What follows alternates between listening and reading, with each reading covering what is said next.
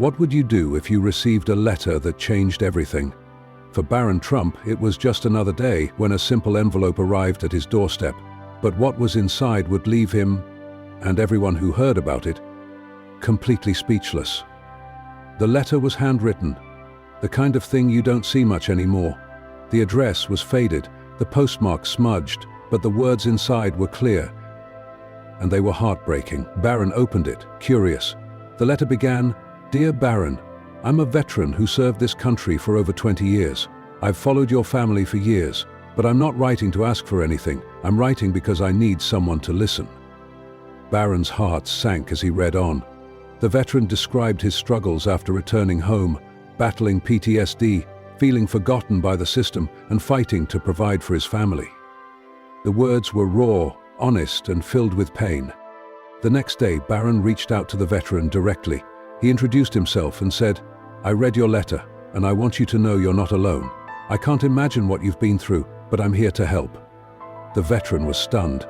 He never expected a response, let alone from someone like Barron. Over the next few weeks, Barron worked tirelessly to connect the veteran with resources, counseling, financial assistance, and even job opportunities. But he didn't stop there. Barron realized there were thousands of veterans facing similar struggles, and he wanted to do more, started a campaign to raise awareness about veterans' issues, using his platform to shine a light on their stories. The veteran, overwhelmed by Barron's kindness, wrote back, "You've given me hope when I thought there was none left. Thank you for seeing me." Barron framed that letter and hung it in his room as a reminder of why he started this journey. But the story doesn't end there. Barron's actions inspired others to step up. Donations poured in, organizations reached out, and suddenly the conversation about veterans' mental health was everywhere. Barron had turned one heartbreaking letter into a movement. As Barron's campaign gained momentum, he began receiving letters from all over the country.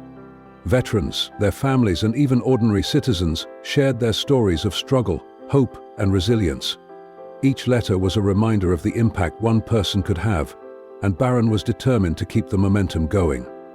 One day, a particularly moving letter arrived. It was from a young girl named Emily, whose father was a veteran struggling with PTSD. She wrote, "Dear Barron, my dad used to tell me stories about his time in the military, but now he doesn't talk much.